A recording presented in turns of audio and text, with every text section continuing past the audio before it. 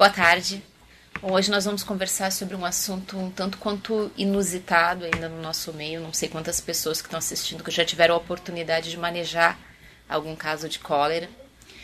Mas é muito oportuno que a gente faça essa discussão nesse momento. Ao longo da apresentação a gente vai ver por quê. Mas honestamente eu espero que a gente continue tratando cólera só na teoria aqui no nosso meio, né? Cólera é uma infecção diarreica de característica bem aguda e que é provocada principalmente por alimento e água contaminados. É muito difícil a ocorrência de transmissão pessoa a pessoa do cólera, né? Geralmente a gente está falando de alimento contaminado e principalmente, quando a gente estiver falando em surtos, de água contaminada. Esse é o grande veículo de disseminação da cólera. O período de incubação do cólera é um período bem rápido. Em poucas horas depois do contágio com a bactéria, a pessoa já pode desenvolver sintomas. E geralmente o período de incubação dura no máximo 5 dias. Isso é importante para a gente conseguir monitorar e fazer os vínculos epidemiológicos. Como no momento nós não temos circulação do víbrio no Brasil, né, nós não temos caso autóctone de cólera no Brasil, nós temos casos de pessoas que viajam para locais e para áreas afetadas. Então é importante a gente conhecer esse período de incubação, porque é durante esse período que as pessoas que viajaram para os locais afetados precisam ser observadas para ver o desenvolvimento de sintoma. Depois de uma semana voltando de viagem, se não teve sintoma, muito difícil que a pessoa tenha tido contaminação com o vírus do cólera. Bom, são mais de 190 subtipos diferentes, mas só 2 desenvolvem a enterotoxina de forma a ser deletéria para o ser humano e provocar os casos de cólera que a gente conhece. Bom, mais de 90% das pessoas contaminadas pela bactéria não desenvolvem nenhum tipo de sintoma. Isso também é importante a gente saber. Muitas, quando desenvolvem o sintoma de uma forma muito branda, que é uma diarreia que pode ser confundida com diarreia por vários outros agentes etiológicos e por outras causas.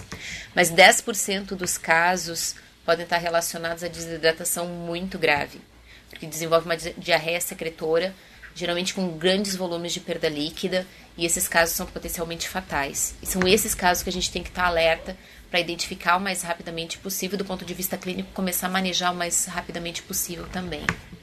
Provavelmente, assim, os primeiros casos de cólera foram identificados no sul da Ásia, então imagino que as coisas tenham começado por lá. Mas já foram 7 grandes pandemias, né, envolvendo vários continentes, desde 1817, que foi quando essa vigilância foi feita de uma forma mais rigorosa, né, o acompanhamento. Mas vários picos da doença elas são observados frequentemente, isso em vários locais. É difícil ter uma região afetada pelo cólera e em pouco tempo de não ter outras regiões afetadas também. Em 2007, por exemplo, foram quase 180 mil casos e 45 surtos de cólera com uma taxa de mortalidade de 2,3%. A maioria dos casos, embora esteja escrito aqui no sul da Ásia, corrijam por favor, a maioria dos casos ainda ocorre na África. No Reino Unido a gente já teve registro em 2007, todos os casos importados, mas é importante ressaltar. Nos Estados Unidos, de 10 a 15 casos são registrados todos os anos, principalmente na região sul do país, onde o pessoal tem um hábito maior de se envolver com hábitos de pesca e consumo de frutos do mar. Na América Central, até início dos anos 90, era muito frequente caso de cólera. O Brasil viveu um momento importante de casos de cólera nessa época também, mas desde o final da década de 90 até 2010, a América tinha controlado e a gente já não tinha mais preocupação com cólera, não só no Brasil, como em toda a região das Américas. Mas em 2010, com o terremoto do Haiti e a desestruturação do país e do sistema de saúde, do sistema de saneamento, enfim, local também, nós tivemos um aumento muito grande de casos naquela região. E atualmente, os casos do Haiti já se disseminaram para outros países da América Latina. Esse gráfico dá uma ideia, assim, desde 1989 até o ano de 2012, que é o ano de fechamento desses dados, de como se comportava a distribuição do cólera entre os continentes. Em verde, aqui nós temos a contribuição dos países africanos, principalmente do sul da África. Uma situação relativamente estável, né? O amarelo a gente vê a Ásia. Vejo que na década de 90 era bem importante ainda a ocorrência de casos na Ásia, chegou a ficar melhor controlado, mas nós temos novamente a Ásia como uma das regiões de circulação da bactéria, né, do víbrio. E aqui em lilás nós temos as Américas. Esse período que vocês veem marcado aqui é um período de grande concentração de casos. Nesse momento o Brasil teve também um grande período de transmissão de cólera dentro do país.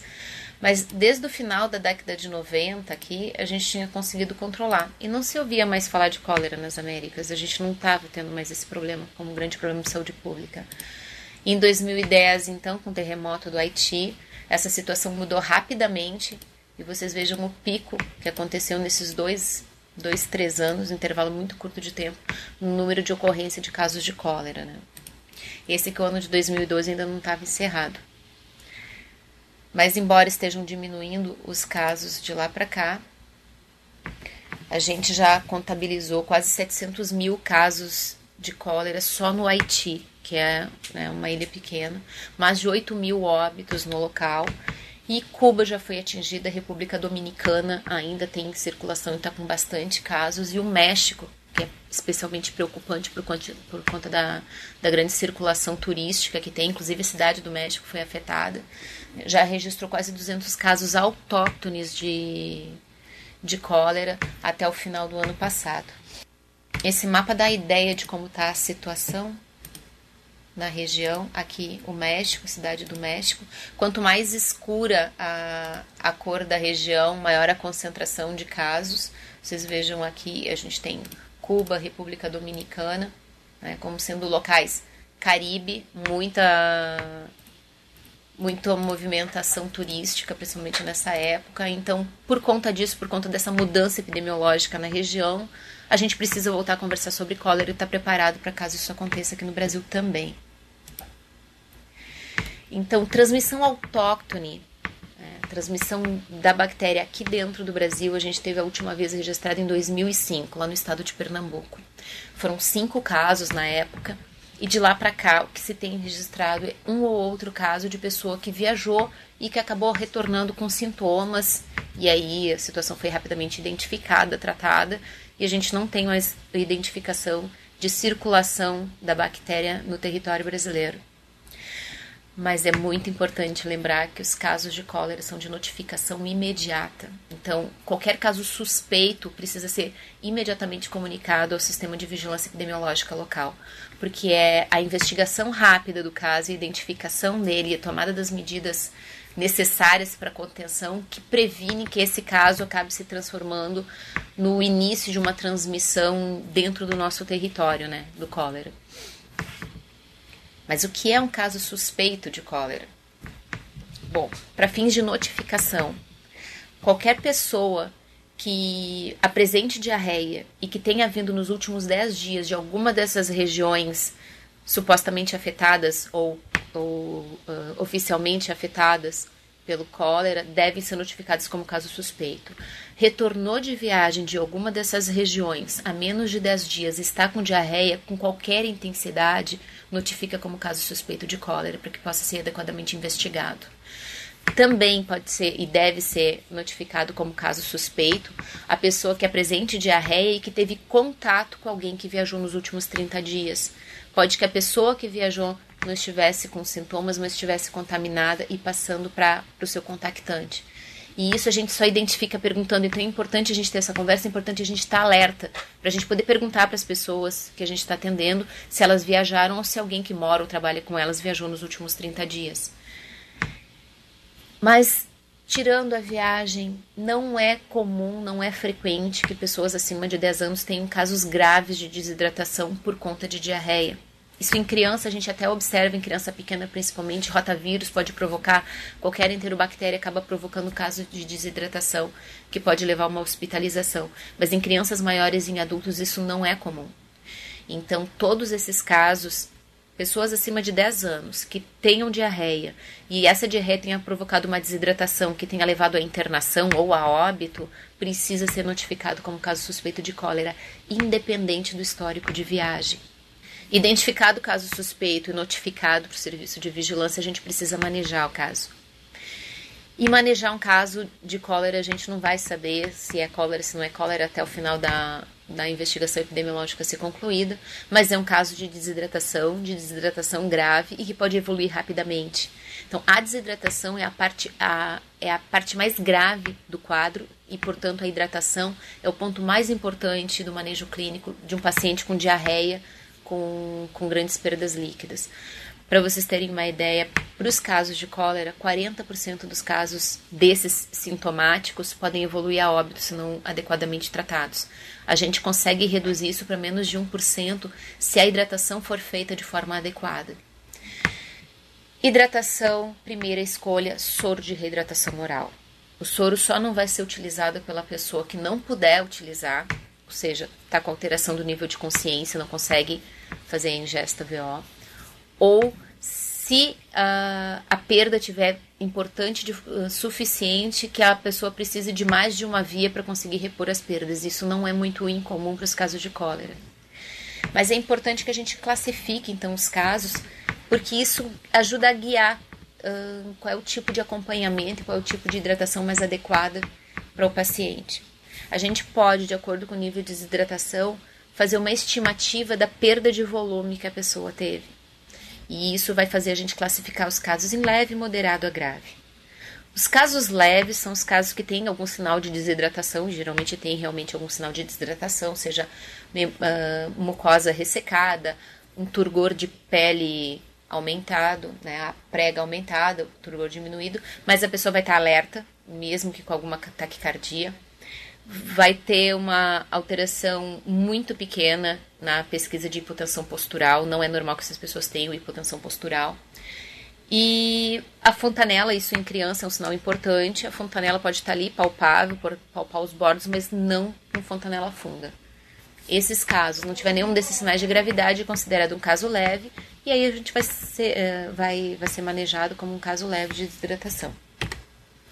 Um caso moderado, se estima que tenha perdido no mínimo 5% de volume já, né? Então, já apresenta irritabilidade, olhos fundos, boca seca. Nesses casos já se identifica hipotensão postural, né? Uma queda mais do que 20% de pressão arterial e turgor cutâneo diminuído e geralmente já referência de sede. Tem algum desses sinais, o caso já deixa de ser classificado como leve, não precisa ter todos os sinais. Um desses sinais classifica o caso como moderado e já muda a conduta clínica. E claro, né, os casos mais graves são aqueles casos que já podem evoluir para letargia, coma, são os casos de choque hipovolêmico, ou que tenham presença de outros sinais de gravidade, né, com olhos fundos, ausência de lágrima, membranas ressecadas, retorno capilar fraco, isso é um sinal importante e facilmente identificado muitas vezes. Na maioria das vezes, na nossa realidade, a gente não está fazendo controle ambulatorial, controle laboratorial concomitante. Mas quem estiver fazendo controle laboratorial e identificar, por exemplo, um aumento muito grande de ureia sem o acompanhamento do aumento da creatinina, pode estar diante de uma azotemia pré-renal, né, uma insuficiência renal por depressão de volume. Isso também é um grande identificador de casos graves e casos com mau prognóstico. Se a gente estiver falando de um caso leve, ou de caso leve a moderado, a terapia pode ser iniciada com soro de reidratação oral. Mas é importante a gente perceber que o fato de estar dando reidratação oral não significa que a hidratação seja leve. É só uma questão de volume, de via de administração. Mas o volume tem que ser um volume grande, volume frequente. E a gente tem de 2 a 3 horas para recuperar os sinais de desidratação que essa pessoa esteja atingindo.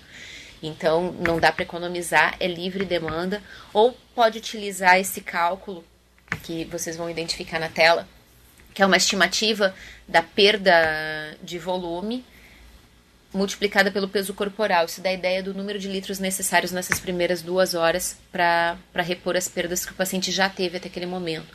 Como nesse caso a gente está falando de depressão leve, né, de casos mais leves, que a gente calcula menos de 5%. Então, 3%, 3 vezes o peso corporal já pode recuperar o que a pessoa perdeu, né? Também tem a outra regrinha que é usada pela Organização Mundial de Saúde, que é de 30 mililitros quilo em 30 minutos. Depois dos primeiros 30 minutos, 70 mililitros por quilo de 2 a 3 horas, nas próximas 2 a 3 horas. Se a gente estiver falando ainda de um caso de desidratação leve, o paciente pode ser monitorado ambulatorialmente, mas mesmo assim as perdas têm que ser monitoradas. É muito frequente um paciente com um quadro clínico de cólera ter uma perda de volume muito grande na diarreia. O paciente perde mais de 1 litro por hora em diarreia. E se isso não for monitorado, a reposição de líquido pode não ser o suficiente e um quadro que a gente pegou como leve pode acabar evoluindo para moderado a grave porque a gente não conseguiu repor todas as perdas que o paciente está tendo. Tem uma técnica que o pessoal que usa, que atende os casos com cólera utiliza nesses outros países e que pode ser facilmente adaptada em algumas das localidades, que é a cama de tratamento para cólera.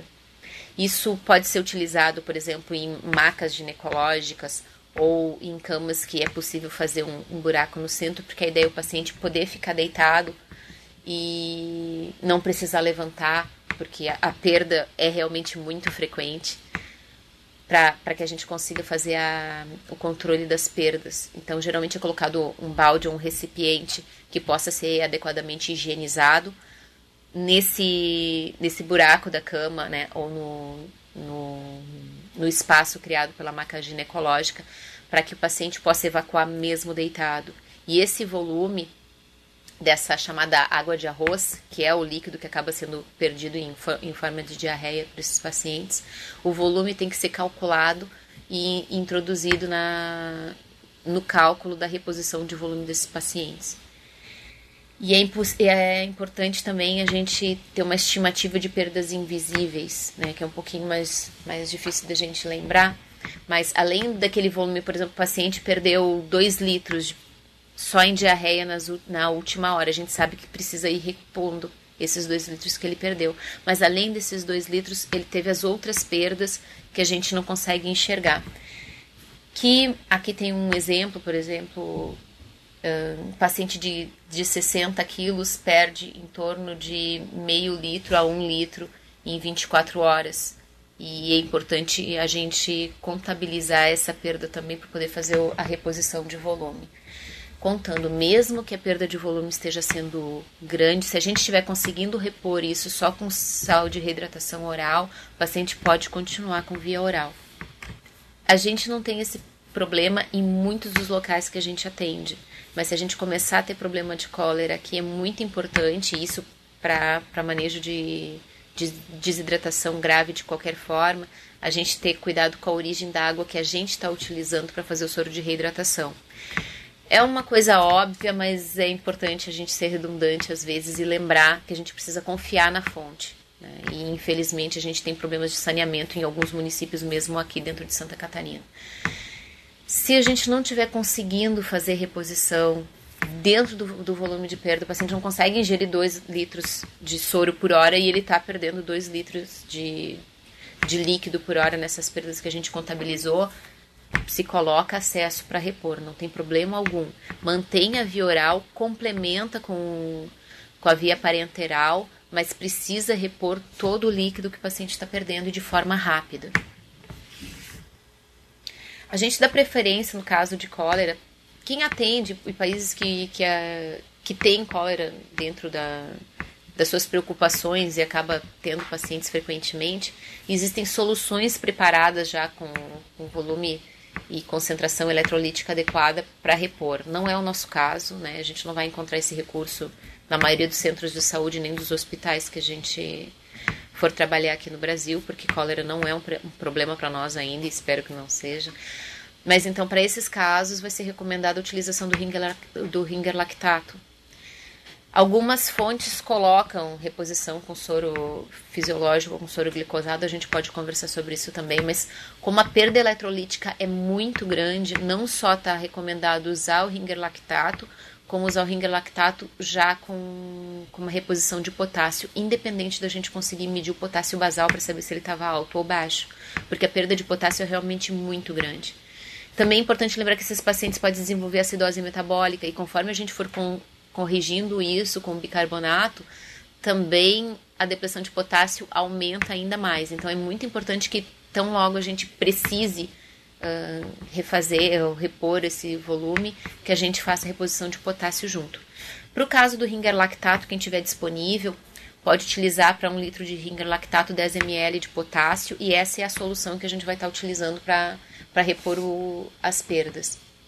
Existem outras alternativas, em alguns lugares se recomenda a inclusão de 40 ml de glicose 5% nessa mesma solução de Ringer lactato, mas quem não tiver o Ringer lactato pode utilizar soro fisiológico e soro glicosado, 2 diferentes, soro glicosado, soro fisiológico, de preferência em vias de acesso diferentes, né? E acrescentar então o potássio e o bicarbonato a essa solução, independente de qual das duas, mas utilizar então a combinação entre soro fisiológico e soro glicosado. Se não tiver presente nenhum dos dois, tiver só o soro fisiológico disponível, acrescentar então o potássio ao soro fisiológico na mesma proporção de 1 litro, 10 ml de potássio, né? E aí acrescentar então 40 ml de glicose a 5%. Se a gente estiver lidando com um caso moderado a grave, com algum daqueles sinais de gravidade que a gente conversou até o momento, coloca o acesso tão logo quanto possível, de preferência 2 acessos calibrosos, independente da gente estar tratando de criança ou de adulto. O ideal é que se faça hidratação por 2 acessos, principalmente se o paciente estiver moderado a grave, porque a perda é rápida e a gente tem que fazer reposição rápida também. E a via oral, ela vai ser instituída tão logo quanto possível. Sempre é bom a gente estimular a via oral, e mesmo que o paciente esteja recebendo grandes volumes por via parenteral, se ele tiver em condições, sempre complementar com soro de reidratação oral.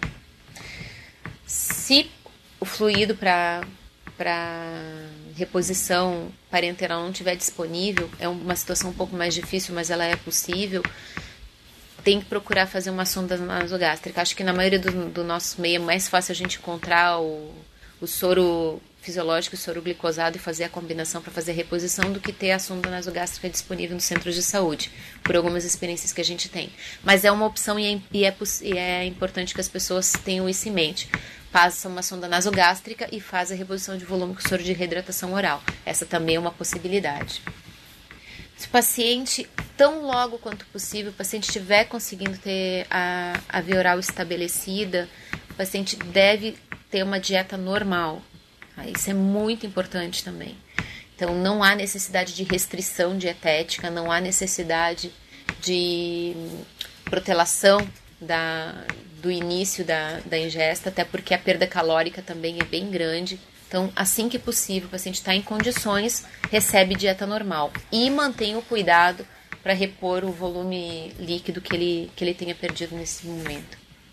Uma outra coisa interessante é que o uso de antibióticos pode reduzir o número de dias de doença, né? Essa reidratação, que geralmente a gente é mais agressivo nas primeiras horas e depois vai mantendo, precisa ser mantida, mesmo que seja só por via oral, depois, no seu caso, estiver controlado, por pelo menos 5 dias, porque é muito frequente que o caso dure pelo menos esse período. Então, precisa ter cuidado para não piorar o caso depois da gente passar por esse cuidado mais extremo das primeiras horas. Mas o uso de antibiótico pode reduzir o número de dias de sintomas. E aí é uma questão que é importante essa troca de informação, principalmente com serviços de vigilância, para a gente identificar, se estiver tendo algum caso, qual é a provável cepa, de onde está vindo aquele caso e qual é o antibiótico que pode ser utilizado naquele momento. Mas é importante saber que tanto doxicilina como ciprofloxacina como azitromicina são efetivos para o controle do Vibrio cholerae, e eles podem ser utilizados em dose única. Há vários países que utilizam esse tratamento em dose única e tem evidência de que isso é efetivo. Entretanto, no sul da Ásia, por exemplo, o pessoal estava usando o cipro em dose única e já identificou que o MIC necessário para controle aumentou. Então, eles acabaram instituindo o tratamento por 3 dias. E o tratamento com tetraciclina e eritromicina por 3 dias também pode diminuir a contaminação e a liberação do víbrio nas fezes. Então, alguns lugares têm preferido esse esquema. É importante a gente saber que existe essa possibilidade, que existe esse recurso também. A maioria desses antibióticos estão disponíveis nos centros de saúde e eles podem reduzir o número de dias de doença, assim como reduzir a liberação do contaminante nas fezes. Uma outra questão importante é o papel do zinco. Em adultos ele não parece ser importante, mas em crianças ele tem um papel muito importante também na redução tanto da duração como da gravidade dos episódios de cólera. Então está recomendado fazer reposição de zinco em crianças. E é muito importante, essa recomendação não vale só para os casos de cólera, vale para todos os casos de diarreia aguda, né, de uma maneira geral. Não existe evidência de que o uso de loperamida ou o uso de qualquer outro agente antidiarreico tenha qualquer benefício nesses casos, então eles não são recomendados. O que a gente precisa é repor o que a diarreia está fazendo o paciente perder. Parar a diarreia com algum desses agentes não faz parte do tratamento e não é recomendado. Volto a dizer, não só para os casos de cólera, mas qualquer outro caso de desidratação por diarreia que a gente esteja manejando no nosso dia a dia. Alguns cuidados gerais, né, vale a pena a gente lembrar. Isolamento dos casos. Nas zonas endêmicas isso é muito difícil, mas para nós, por exemplo, que se tivermos contato com algum caso, caso pontual que veio de alguma zona endêmica, o isolamento dessa pessoa, principalmente nesse período de contágio, de contaminação e eliminação do víbrica, primeira semana, ali, os primeiros 5 dias, é muito importante. Então, isso faz parte do controle da vigilância epidemiológica, conseguir monitorar esses casos e conseguir fazer a contenção para prevenir contaminação do meio e o aparecimento de novos casos. Não é difícil matar o víbrio, diferente de outros agentes, que às vezes a gente precisa de soluções especiais para conseguir fazer o controle asséptico adequado. O víbrio ele morre com os produtos de limpeza comuns que a gente está acostumado a utilizar. Então é importante orientar isso para a família, é importante orientar isso para os viajantes, é importante a gente orientar isso nos centros de saúde ou nos locais que forem atender eventualmente algum caso suspeito de cólera.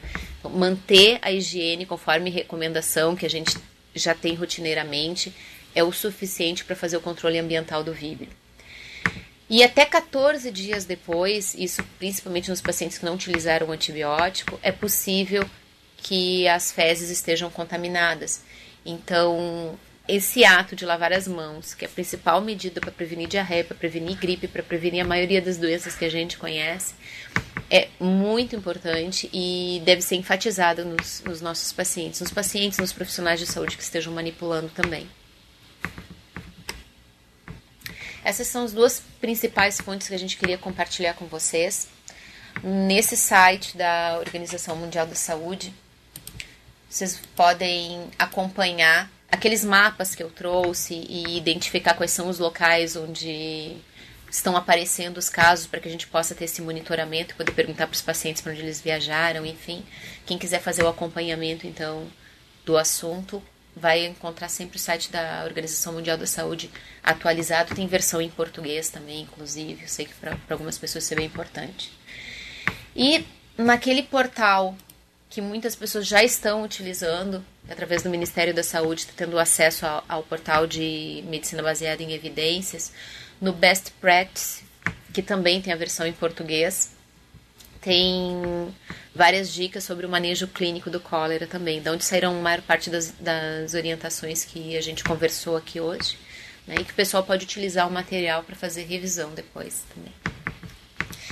É isso, eu acho que o bom agora é a gente poder conversar, a gente ainda tem alguns bons minutos, né, para poder trocar ideias, tirar dúvidas, enfim, então estou à disposição.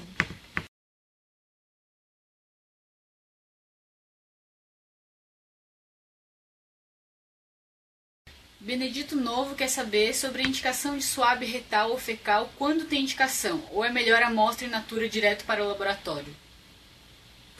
Oi, Alexandra. Geralmente, nesses casos, a gente acaba mandando uma amostra in natura. Isso varia de acordo com a orientação, com a distância entre o laboratório e o local de coleta, enfim, né, as condições de transporte. Existe um kit preparado que é específico para o caso de cólera. Então, geralmente, se vocês identificarem algum caso suspeito, vão fazer a notificação e a própria equipe de vigilância vai fazer a coleta, orientar a coleta.